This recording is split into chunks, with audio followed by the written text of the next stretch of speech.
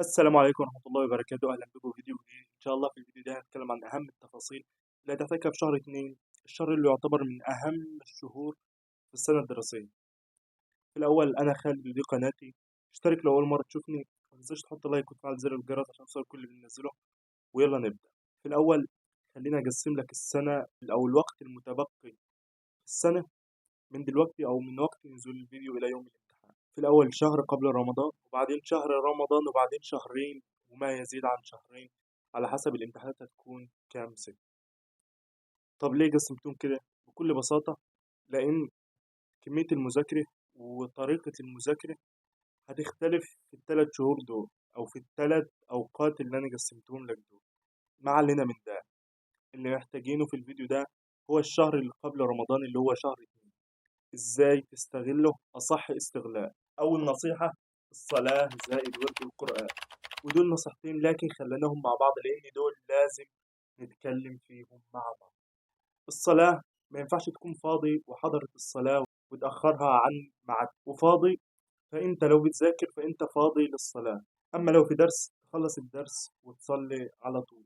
ما ينفعش تخلي حاجة أهم من الصلاة وتكون في المسجد، لأن النبي صلى الله عليه وسلم يقول: لا بارك الله في عمل ألهانا عن الصلاة.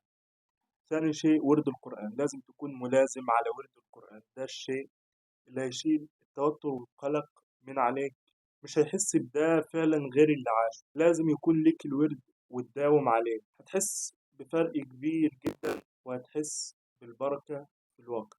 ثاني نصيحة: ما اعتقدش ان في مدرس خلص المنهج في الوقت ده، فالوقت ده هو الوقت الوحيد في السنة اللي هتحس فيه إن المنهج كبير جدا.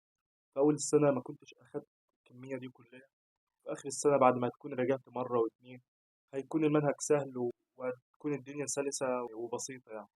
أما دلوقتي فأنت عديت نص المنهج، وفي أجزاء مشروحة وفي أجزاء بتتشرح دلوقتي. فالمدرس اللي كان بيراجع لك أول السنة دلوقتي مش بيراجع لك، لأنه كل مدرس دلوقتي بيسعى إن هو يخلص المنهج بتاعه.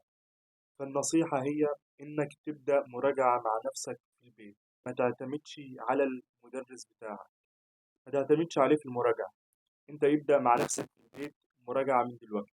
الأجزاء اللي ورا اللي تركتها دي مع كل مرة بتذاكر فيه، راجع جزء بسيط، ولو فصل ولو صفحة واحدة. يعني أنت مثلا حاطط لمادة ساعتين مذاكرة مثلا، خلي من الساعتين دول ربع ساعة ولا تلت ساعة تراجع فيهم فصل ولا درس ولا ولو صفحة واحدة. دي هتفرق معاك كتير، ومش هتعرف أو هتحس بالفرق ده غير في المراجعة في آخر السنة وأنت معتكف في البيت، بدل ما كنت هتوقف عند الفصل أو الدرس بالساعتين والثلاثة والأربع ساعات. فأنت مراجعه وعامل حسابك من دلوقتي، فهتكون مراجعته بسيطة وهتبدأ تحل على طول.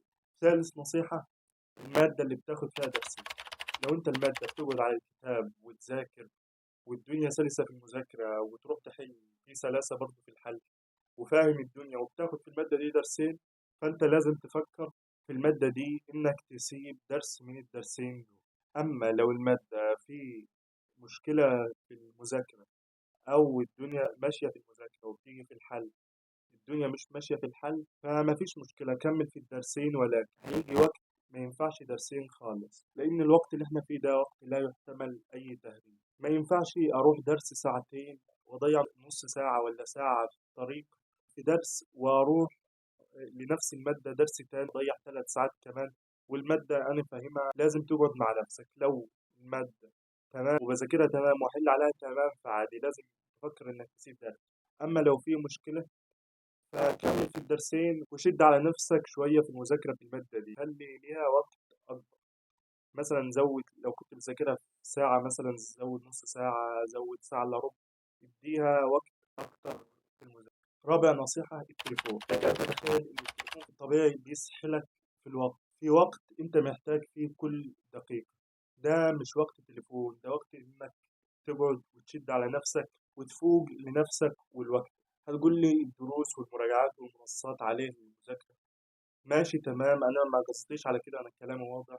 التليفون اللي هو تسكرول على المنصات وتدخل وتضيع وقتك عليها، فأنت في الوقت ده لو أنت لسه في وقت بتضيعه في التليفون، فأنت لازم تقعد مع نفسك، أنت لازم تشد على نفسك، قلل جدا من استخدام التليفون.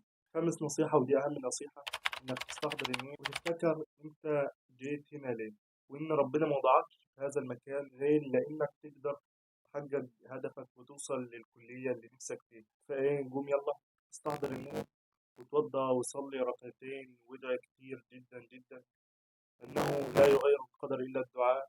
وما تنسناش من دعاء ربنا يصلح حالنا وحالكم. وفي الآخر نقول الخمس نصايح مرة واحدة. أول نصيحة الصلاة زي ورد القرآن، لازم تكون محافظ على الصلاة، ولو أنت شاب فيعني مش محتاج أقول لك الصلاة في المسجد. تاني نصيحة ابدأ مع نفسك مراجعة في ثالث نصيحة اقعد مع نفسك في المادة اللي بتاخد فيها درسين وفكر هل هي تمام ولا في عقبات وكده، وحاول تكتب وتعرف العقبات دي وهتحلها إن شاء الله. رابع نصيحة التليفون، لازم تقلل من استخدام التليفون. خامس نصيحة إنك تستحضر النية وتفتكر بعد التوهان ده كله من السنة. السنة بدأ من شهر 8 ولا شهر 9 وإحنا في شهر 2، عدى أهو 6 شهور ولا 5 شهور. تفتكر أنت جيت هنا ليه وتستحضر النية وبس كده. ولو وصلت لهنا ما تنساش تشترك في القناة وتفعل زر الجرس عشان يوصلك كل اللي هنزله. عندك سؤال اكتبه في التعليقات وهنرد على كل أسئلتكم. وبس، السلام عليكم.